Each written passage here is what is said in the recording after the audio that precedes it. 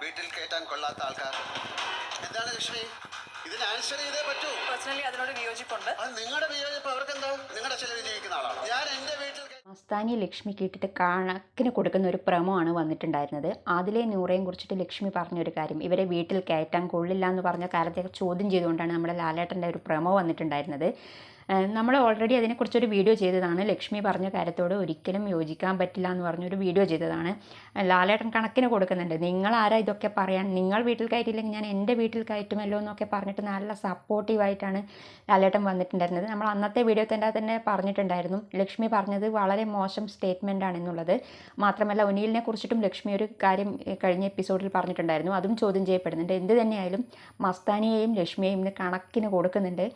നിങ്ങൾക്ക് അത് അവരെക്കുറിച്ച് പറയാൻ എന്ത് യോഗ്യതയാണ് ഉള്ളത്? സംഭവങ്ങളാണെങ്കിൽ നിങ്ങൾ ഇവിടെ നിന്ന് ഇറങ്ങി പോയിക്കോളൂ, ഞങ്ങൾ തുറന്നു തരാം, പോയിക്കോളൂ എന്ന് പറഞ്ഞിട്ട് നല്ല ഷൗട്ട് ചെയ്തിട്ടുള്ളൊരു പ്രമോ ആണ് വന്നിട്ടുണ്ടായിരുന്നത്. രണ്ടിൻ്റെയും അണ്ണാക്കിൽ പിരിവെട്ടിയ പോലെ ഇരിക്കുന്നുണ്ട്. രണ്ടിനും കിട്ടേണ്ടത് തന്നെയായിരുന്നു. പ്രത്യേകിച്ച് ലക്ഷ്മിക്കായിരുന്നു കുറച്ച് കൂടുതൽ. വലിയ ഷോ ചെയ്യാൻ വേണ്ടി ആളാവാനൊക്കെ വേണ്ടി വന്ന് അവിടുന്ന് കളിച്ചതാണ്. കണക്കിനെ കിട്ടിയപ്പോൾ വയറെന്ന് അറിഞ്ഞിട്ടുണ്ടാവും. ഇതുവരെ ആരാണ് എവിക്റ്റായതെന്ന് അറിഞ്ഞിട്ടില്ല.